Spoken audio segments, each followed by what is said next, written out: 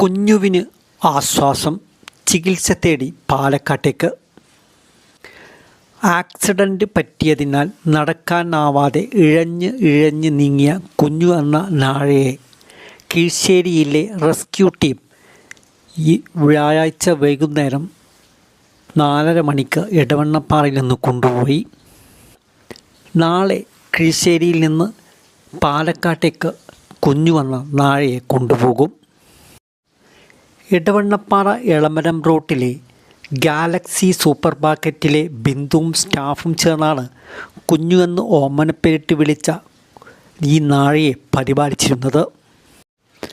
പകൽ ബിന്ദുവും ടീമും, രാത്രി നവനീഷ് എന്ന മൃഗസ്നേഹിയുമാണ് ഇക്കാലമത്രയും കുഞ്ഞുവിനെ പരിപാലിച്ചത്.